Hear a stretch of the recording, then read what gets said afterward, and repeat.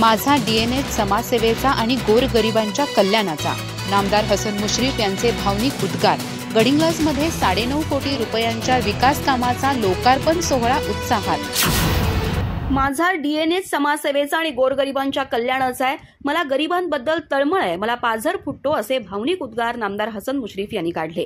गडिंग्लजमध्ये 9.5 कोटी रुपयांच्या विकास कामांचा लोकार्पण सोहळा त्यांच्या हस्ते झाला। यावेळी ते बोलत होते। यावेळी नामदार मुश्रीफ यांच्या हस्ते अद्ययावत हिंदू स्मशानभूमी, भाजी मार्केट, शासकीय निवासस्थान, ग्रामीण रुग्णालय येथील अद्ययावत लॅबची नूतन इमारत तसंच अन्य विकास कामांचा शुभारंभ करण्यात आला।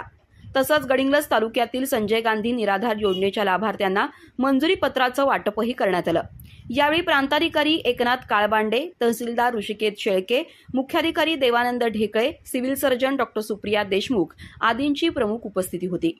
यावेळी बोलताना नामदार मुश्रीफ यांनी उपमुख्यमंत्री तथा नगरविकास मंत्री एकनाथ शिंदेंच्या माध्यमातून गडिंग्लज शहरासह मुरगुड आणि कागलला प्रत्येकी 100 कोटींचा निधी आणणार असल्याचं आश्वासन दिलं। तसंच गडिंग्लज शहर हे योग्य नेतृत्वाअभावी 15 वर्षांपूर्वी विकासापासून कोसो दूर होतं असं सांगून गडिंग्लजच्या प्रांताला मुख्यमंत्री कार्यालयात बसल्यासारखं वाटावं अशी प्रशासकीय इमारत उभारण्याची, जितका लागेल तितका निधी आणून रिंग रोड विकसित करण्याची ग्वाही दिली। शिवाय लाडक्या बहिणींच्यामुळे सरकारवर सध्या 46,000 कोटींचं बर्डन असून वर्षभरात परिस्थिती सुधारेल आणि लाडक्या बहिणीसह संजय गांधीच्या लाभार्थ्यांनाही दरमहा 2100 रुपये मिळतील असं आश्वस्त केलं।